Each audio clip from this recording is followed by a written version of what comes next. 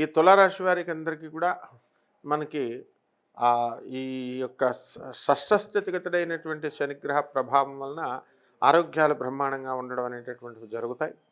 అలాగే longevity of life అనేటటువంటిది పెరుగుతుంది. ఆయుర్దాయం పెరుగుతుంది తులారాశి వారికి. ఆయుర్దాయం ఎప్పుడు పెరుగుతుంది?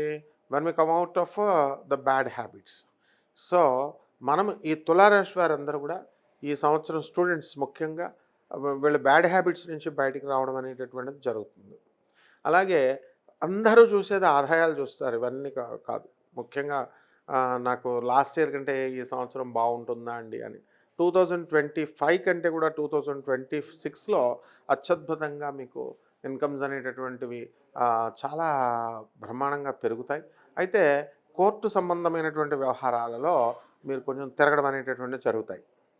మీ నాన్నగారు, మీ పూర్వీకులు చేసినటువంటి పొరపాట్ల వల్ల మీకు సంక్రమించాల్సినటువంటి ఆస్తి అంతా కూడా కోర్టుల్లో ఇరుక్కుపోయి సివిల్ కేసెస్లో 25 సంవత్సరాలు అయ్యి కోర్టుల చుట్టూ తిరుగుతూ, ఇప్పుడు ఫైనల్స్కి వచ్చినప్పుడు, ట్రయల్స్కి వచ్చినప్పుడు కూడా మీరు తిరుగుతూ యాబ్సెంట్లు వేస్తూ వెళ్ళు, ఈ విధంగా డ్రాగన్ అవుతూ ఉంటుంది ఈ కోర్టు వ్యవహారాలు.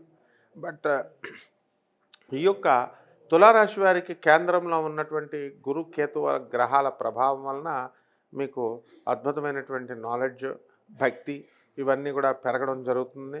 ఇంతవరకు పార్టీలు, పబ్బాలు అంటూ పబ్స్ చుట్టూ తిరిగేటటువంటి మీరంతా కూడా ఆశ్చర్యపోయి టెంపుల్స్ అందరినీ ఆశ్చర్యపరుస్తూ టెంపుల్స్ చుట్టూ తిరగడము, ఈ యొక్క మఠాల చుట్టూ తిరగడము, ఆశ్రమాల చుట్టూ తిరగడము అందరినీ కూడా విస్మయపరుస్తుంది.